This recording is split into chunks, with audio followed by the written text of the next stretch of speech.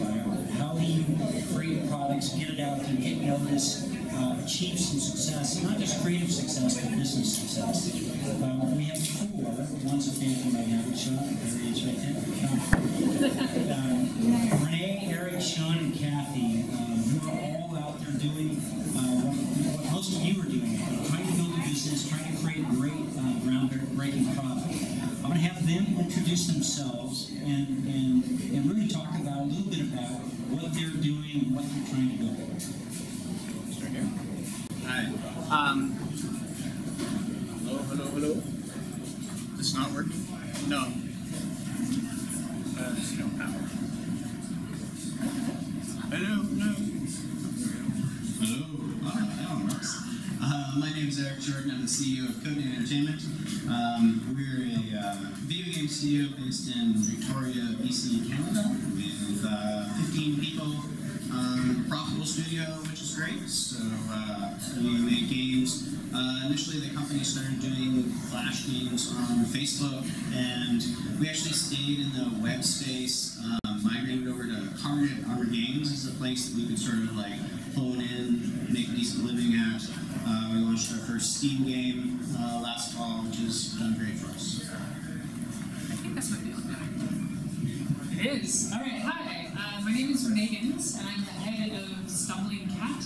It is a Seattle-based indie studio I founded just about 2 years ago. We're currently working on our project, Potions of Curious Tale, which is an adventure crafting game where combat's not always the answer, and we just successfully funded on Kickstarter for about $65,000.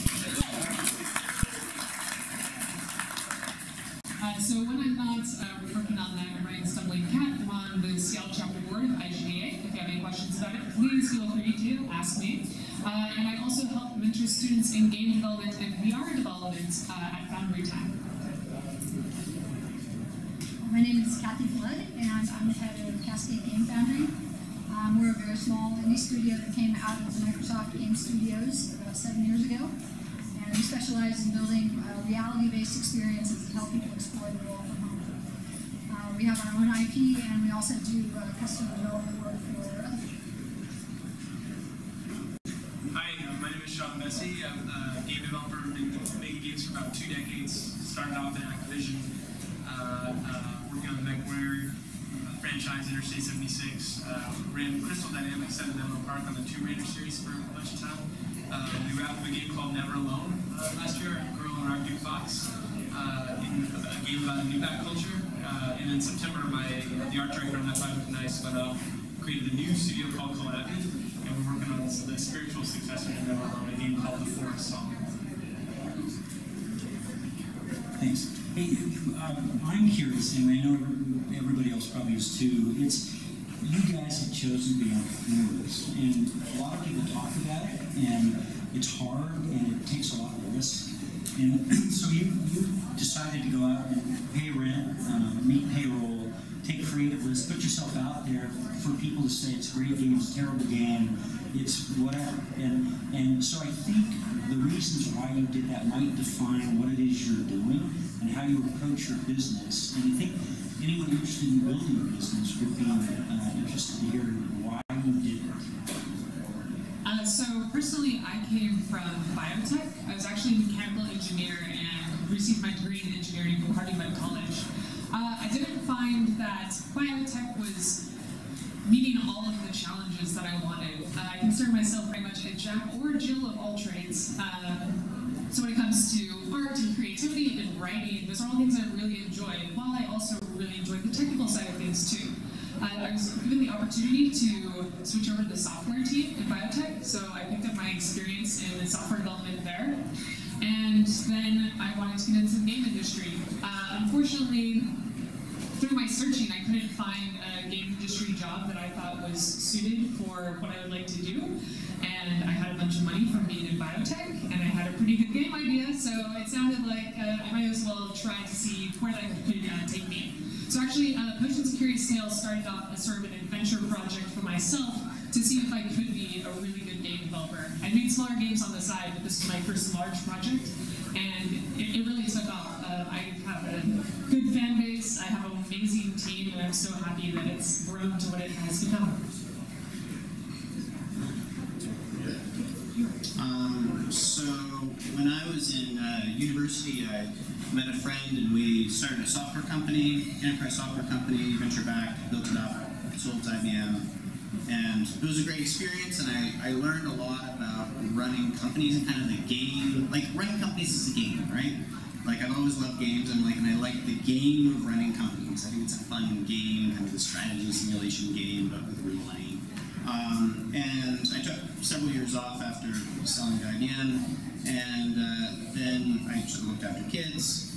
And after my kids were all in school, I was like, I want to get deep into doing something again, because building a company is such a kind of completely life-absorbing sort of thing. I was like, I enjoy that, I wanted to do that again, and I was looking for very specific aspects of a business that I wanted to get involved in, and it was also sort of like, you hold up your hobbies, and you're like, my degree is actually in art, so it's like, can I make a living as an artist, painting? So, no, it doesn't really meet a lot of business things I was looking for. It was like, and I had friends who worked in video games for a long time, and I'd look at kind of like the more traditional, or AAA, kind of how studios sort of got funded through that process, and it's like, that really, for me, didn't achieve some of the stuff I was looking for. And when I kind of looked at it more recently, and distribution opening up and being able to have like direct relationships with customers and control over your IP, I was like, that's something I really, really like. It's a hobby I enjoy. It fits a bunch of business stuff I'm really looking forward to, so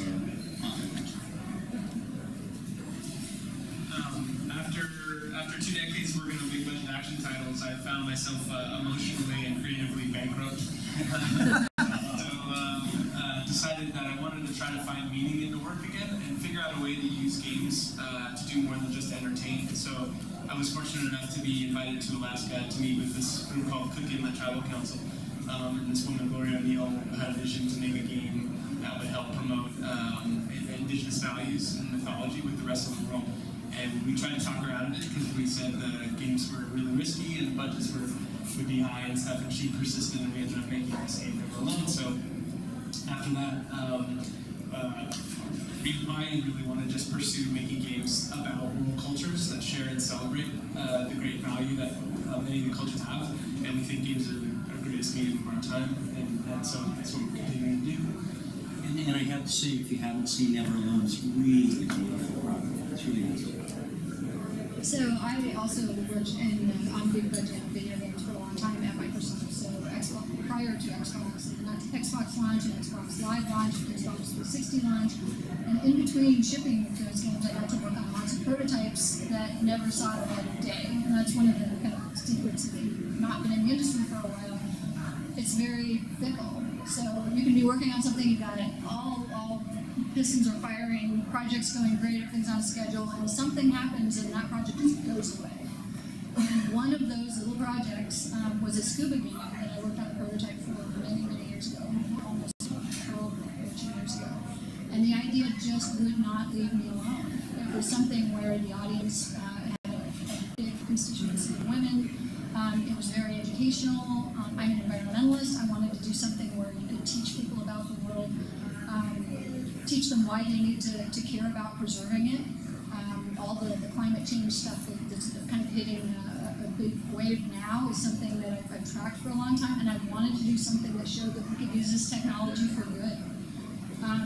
There's just so much, there's such a narrow definition right now, at least where the big money goes in games, to ultra-violent, emotionally manipulative. I mean, there's a lot of things that people would ask me because I work in games, oh, what game should I get for my kids? And I couldn't, in good faith, give them very many good recommendations, and I wanted to change that. And I did try to change it on the inside, but you understand big business budgets where you're just not allowed to take the types of chances that you can as an indie. And ultimately, what drove me to start our own company was they blew up the AIAS studio. I was working on train sim and flight sim. The economy crashed. They were in the process of moving our studio to another place inside Microsoft, and instead it just went away. And I too had been there for a while, and I'm like, this is the kick in the butt that I needed to go try something new and put my money where my mouth is. I've been trying to do it on the inside. It's not happening. It's trying to do it from the outside now. And a huge part of what we do, we set the company up as a B corporation. We go around and do tons of school outreach. Also stuff that I learned, very good stuff I learned from Microsoft. We did a lot of that. And if nothing else, we're showing kids that the stuff that's out there now is great, but you can do so much more with it. And think outside the box. What experience are you having in your world that you want to share with somebody who's in a completely different part of the planet? And how do you share that with them? Engage with people. Yes. There's a concurrent theme here, and it's all about passion and different kinds of passion. Build a business, instruct kids, I've got a dream, the cultural piece, and you have the passion, maybe you had an essay, maybe you didn't, but you go out and now you have to build a business. And I think some of the success gets built when you can solve problems and get over obstacles. And so when we were on the phone talking about the panel, we were talking about what gets in the way of indies. How do you not just survive and thrive in this industry? And one of the first ones that came up was Foundry. And for some here, it was a different issue maybe, but for everyone here that wants to be independent, free of influence of the man, so to speak, and do your own thing, you have to solve the funding problem. So in your estimation, or in your opinion, how would you solve that? What are the obstacles there, and what are places you look? Well, I guess the first off thing I'd say is I don't think, like, you're never free. Like, you gotta pay payroll, so, like, you'd always be beholden to someone, right? And I think just when you're making a company, you choose who do you want to be beholden to, right? And so you could do something like Kickstarter, and then you're beholden to those backers. Or you go out and get investments, and then you're beholden to those investors. Or you work with a publisher, and you're beholden to the publisher. And something that was, like, really important to me was from my VC, when we sort of built a company using that money, was I've sort of seen how venture could sort of both help a business, but as well as kind of get in the way of really doing what I felt the customer really wanted. And a big reason to get into games, like, don't get into games to make money. This is my, it's not like, it's not like, oh, this is a great way to make a lot of money. But, like, it's because you really enjoy making games and connecting with people who play those games. And for me, I really wanted to be focused in our business around being beholden to people that play our game. So everyone in the studio wakes up in the morning and says, like, what can I do in the studio today that make the people that are playing our games happy? So that I will continue to have money coming in and we can do more things in the future. Yeah, I definitely agree with that. You have to be careful about where you get your funding because that does affect how you develop the game. So I also decided that I wanted to make a game that was best for the audience. I think we all do, but I decided to do Kickstarter for additional funding. I actually did a lot of self-funding for the initial development of my game. And then for the rest of the development cycle, I've gone for Kickstarter funding because my game involves cultures and stories from around the world, and what better to help me figure out those cultures and stories than people from all around the world. So it's been really amazing having that big community of people who are very passionate about the game, enough to give money not knowing 100% that it'll be completed. It will, I promise, but getting that kind of support and interest in the development cycle early was really actually beneficial towards the game's development. I don't think there's a single good funding answer for everyone, though. A lot of indie games are made in the wee hours of the morning between your real job, if some people call it that. But a lot of teams that I know do contracting work while paying for it. When they build their team, they build it on profit sharing or on shares of the company. And all of those are good solutions. Personally, I pay my team up front because I think we have too many starving artists in this world anyway, and I don't want to create any more of them. But every solution is different depending on the team, how fast they want to work, like how much creativity they can put in a week even, or how much code. And so, I don't think there is one perfect answer there. Definitely not. We've done everything independently, and that means that we are crock-pot slow. Really, really slow. And we probably put our game out too early because we had an opportunity to have it be part of a museum exhibit. So we made that deadline. We thought, what the heck, it's out there. We'll just fill it out and we'll see what sort of feedback we get. It's actually turned out really well because the feedback we've gotten has informed our decisions as we've gone along. So although we didn't do a green light process through Steam, not on Steam yet, we essentially did that by taking the game around to schools. Part of what the funding issue is, we knew it was weird. We knew we were going to have to do it on our own. We knew it was going to be slow. So accept that it's going to be slow. Accept that some people on your team aren't going to be able to handle that. We do a lot of contract work on the side, and that pays the bills and will kind of fit the things that we want to do in downtime. The other thing is be very careful about how you define success. That's part of taking money from somebody else. They have money as their definition of success. What's your definition of success? Ours was, having some impact on the industry, to try to change it, to try to change attitudes, to try to at least plant the seeds in young kids who grow up and go, oh, I can do that. It hasn't been done before, but I can do it. And I have a cool idea for that. That's part of what we call success, is being able to have the freedom to go out and tell people, yeah, we did it. It wasn't easy. It's not going to be easy. It's still worth it. It's amazing. You can have a fantastic time, but what's important to you? And make sure that you stick with those goals for your success, not someone else's.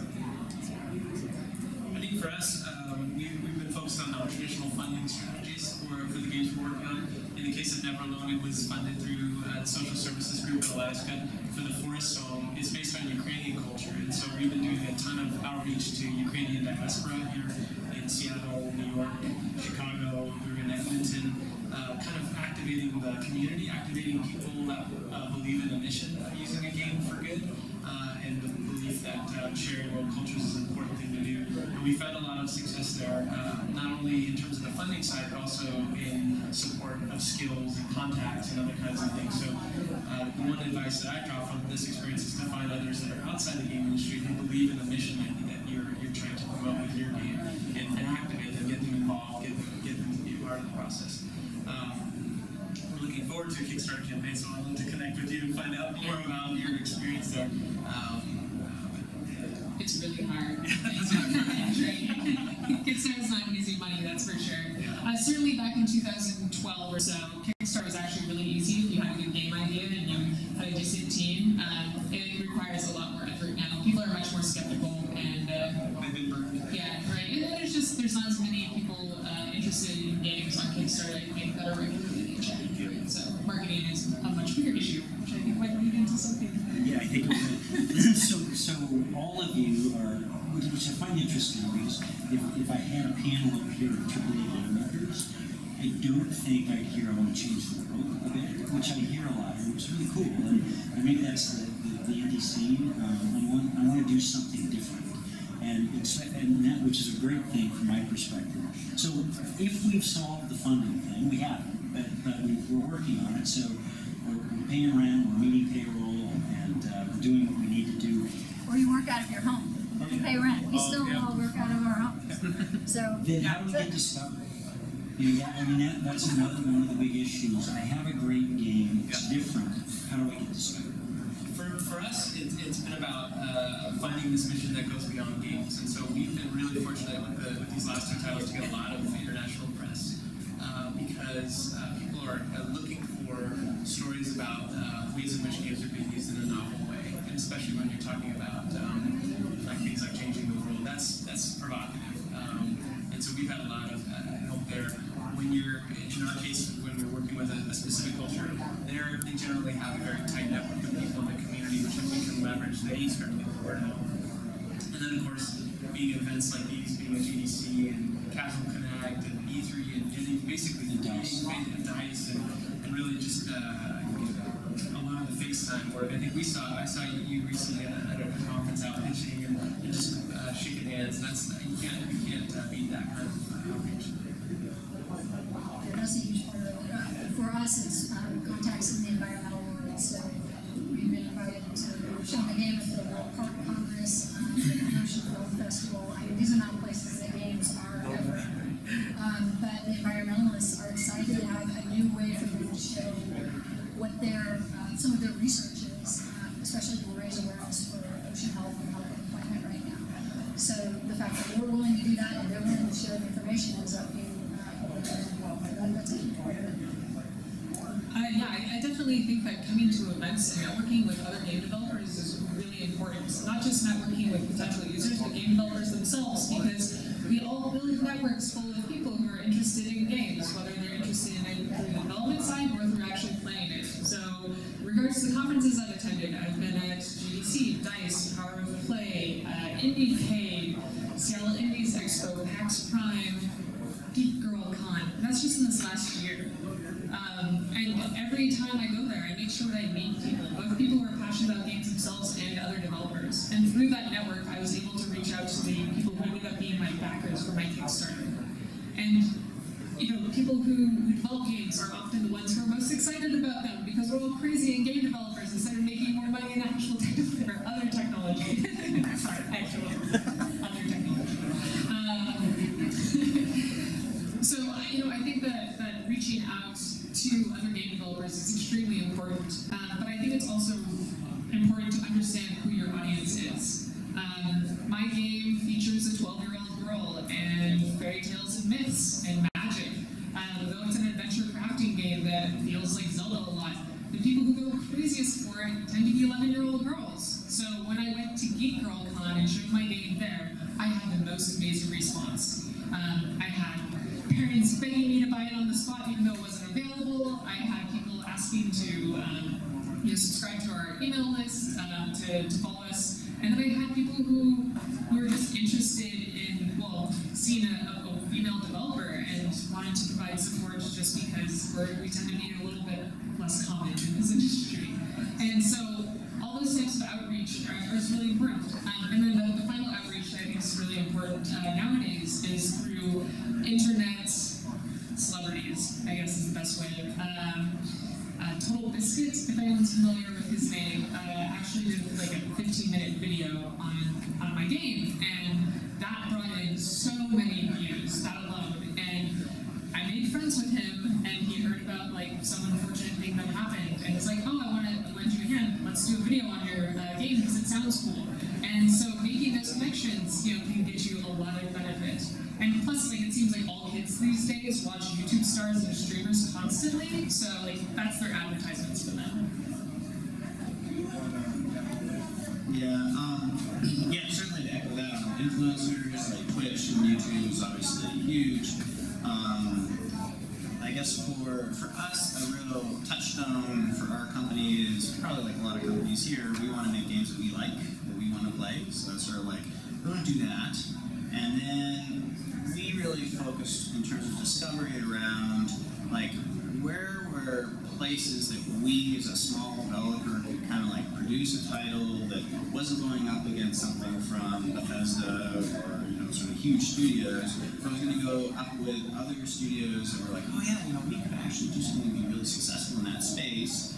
And so we focused, that's where we stayed in web. We focused on Congregate on our games because we were like, we can make games, it'll do really well there, and we don't need vast amounts of money to pay for our studio. So that's a marketplace that we can be successful in. There are games on there that we enjoy, so it kind of meets that touchstone of what we're looking for, as well as being a place that we think that we can oh yeah, we can actually do something there. The last game that we launched, Crusaders Lost Idols, has gone on to be one of the most played games on both of those sites. And then it helped us sort of lever into Steam, which is sort of bigger than our usual kind of marketplace, but that's kind of one for us as well.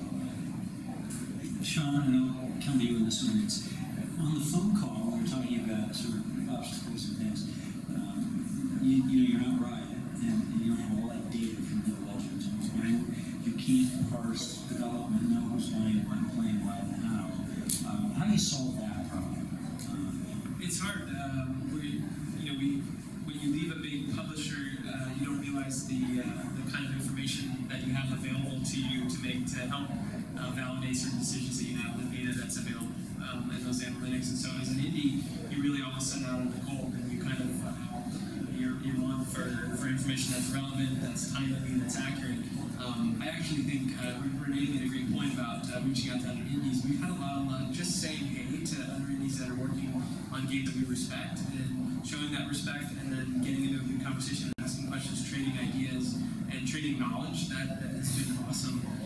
Finding sites like Steam Spy, for instance, which is a website that aggregates user data. And it's not 100% accurate, but gives you a little bit of a picture on what's in the competitive titles are doing, how they're going. And then borrowing and stealing. Finding, we have friends and publishers and friends around that sometimes you can get reports and things that can be very helpful. But it's a huge challenge for me. The Open Gaming Alliance has a lot of great data, and you can join as an indie. Definitely look into that. A lot of demographic information on who has what hardware and what ages and all that stuff that we used to get at Microsoft. Yeah, we could just go out to the web inside and pull this awesome data, and I don't know how many times. Anyway, you can get it through the OGA, so definitely look into that. And there's a special deal for virgin to that. And those presentations at GDC and Washington Interactive Network, we were part of a startup accelerator. That was fantastic too. So look for those two opportunities.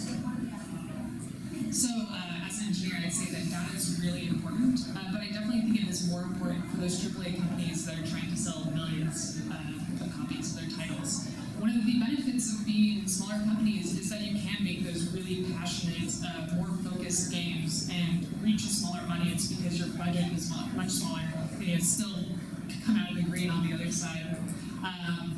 And so I think that one of the best ways to get that data, that information, is, again, going to events and seeing what people playing your game react, and how they react to it, and that helps you figure out who your audience is and then what your audience wants from the game. And I think that play testing is really important. So if you've been developing a game for 6 months and nobody's tested it outside of your team, drag over some friends who've never heard of it and force them to play it, and you'll learn so much so quickly.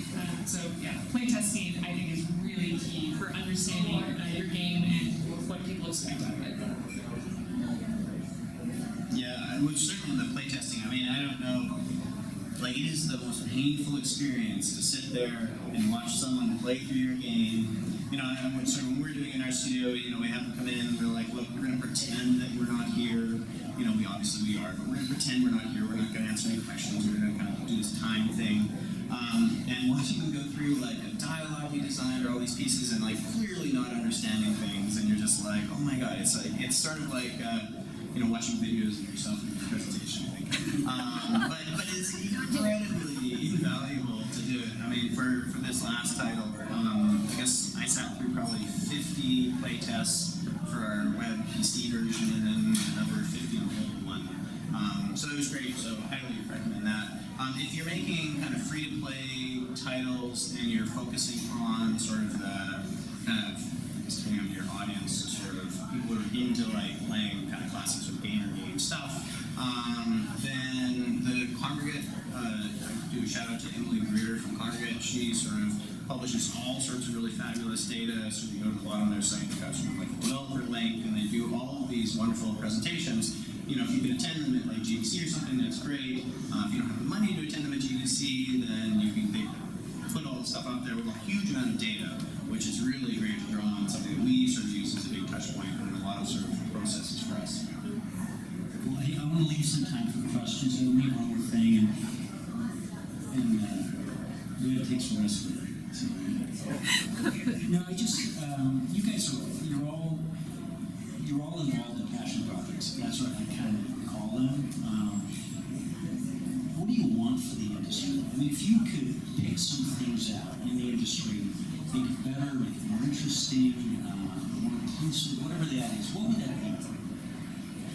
I think for us, it was this dream of inclusive development, this idea that we could open up the development process to people outside of traditional developers. Never Alone was an experiment on that we're continuing forward. I think when you have new voices in the industry, you end up with products that are really inspirational and things that really blow people's minds. And I feel like games, we've come a long way in the last 30 years, but there's so much more to go. As a medium, I believe, and I think a lot of people share this view, that games can change the world. Games can shape the way we think about the world and how we relate to it. And it's hard to see. I'm a fan of the action titles like Call of Duty and others, but what I would like to see is games that elevate the art form and start to be on par with the best documentary films or the best paintings in a museum. We've got a little ways to go, but I think we're starting to scratch that surface now. The potential to use this technology technology for education is astonishing. I mean, we get a really good response to our conventional game wherever we take it. But we've recently started doing VR work, and the difference between how people react to the VR version that we haven't been developing that long, although it's based on some of the same assets, and vastly different. The VR stuff, in the previous panel we talked about, you can't just do a port, definitely true. You have to approach it very, very differently. All you have to do is watch people a little bit and see how they interact with the flat screen, and then how they interact in the VR world. The potential to do really amazing things is there. The potential to screw with somebody is also there. So, you know, yes, I want to see this technology used for good. But it's going to be an interesting few years to do that. But my personal goal is to see this used to educate people. Hopefully get people to concentrate more on the things that we have in common than the things that divide us. We all want clean air, clean water, good schools, good jobs. If we can see that everybody on the planet is kind of interacting the same way, then that will help. So I definitely think the industry is trending this way, but I hope it continues towards more accessible development and more game developers. I know that's tough sometimes because it means building apps getting submitted to stores and more competition, but I think it's really healthy for the industry as a whole and really healthy for people's understanding of technology and of games. I work with high school students occasionally, I mentor them in game development, and the amount that they learn about computers and about problem solving and about why the things they learn in school, from history to writing to math, are important is astonishing. And so I just wish that there were more game developers in general, because I think that seeing how so many different skill sets and how much different knowledge and people come together to make these beautiful pieces of art is beneficial for society in general. And so that's what I look forward to. Let's see. So, like, I've always loved games. I played Dungeons and Dragons a lot as a kid, and bought the first FASA publications for Traveler as a kid. And my wife and I are both big into games. We've got 3 kids who are big into games. We plan our holidays when I'm going to gaming conventions. Like, I love games. I love the culture that's sort of developed and how that's moved to becoming so much more mainstream over the course of my life as I watched that happen.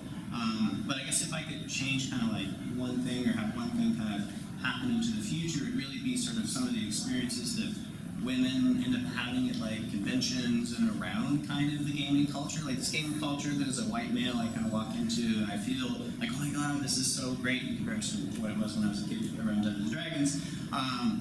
You know, there's so many kind of data points of people coming forward and saying like, you know, that's not my experience at PAX. Or another convention I really like, Gen Con. That's not my experience at Gen Con. And, you know, as someone who has a, 14-year-old daughter and a wife, and I'm like, oh, but this thing that I know you love, to think that you have some of these, pretty lousy experiences, I don't know, it really breaks my heart. And if I could change one thing, that would be the thing. Hey, we have a little bit of time for a couple of questions, so, these guys are out there doing it. Talk to them. So, as a gamer, like, Steam is like the greatest thing since sliced bread. I don't just great games and that. So, I feel like, as a developer or someone who's trying to put your own game out there, how easy is Steam? How good is it for you? Is it really helping you? Is it treating like Roblox that maybe as a gamer we don't see? How's your relationship to Steam? I personally love Steam. I mean, Steam is sliced bread for me as a developer, and I think for the indie scene in general, because how else are we going to reach people? I mean, yeah, there's a lot of third-party sites that are popping up, and there are great things like Humble Bundle, but so many people use Steam that it's really become an amazing distribution platform that allows so many more developers to reach an audience that they wouldn't have the opportunity to before. So, I love Steam, and I've had no issues working with them. Everything has been really great, actually. I would second that. I mean, the tools are amazingly simple to get stuff up. The guys involved have been incredible in terms of support. Talking to your Nino, shout out to Tom, because an email and you get answers very quickly. There's a good community around Steam, and so yeah, Steam is good. Yeah, our experience with Steam also has been, it's a fabulous platform. It is a kind of survival of the fittest sort of platform. Like, they don't have you know, they've got a few people at Valve who sort of provide support, but the reality is it's sort of like the tools are really great, and it's what you can kind of make of it, the community you sort of bring to it, and then sort of how you support and sort of foster your game within the Steam ecosystem. That's really important. You're not going to like sit down and spend like several hours talking to someone with Valve about the best way to launch your game on Steam. They'll be like, you know, there's forums. You should go talk to them. Go look at that. We've written FAQs. You should go read those things. So. I'll answer that question later this year. We're not out on Steam yet. So far, it's been good. Any other questions? Okay, I think we're out of time. Thank you very much.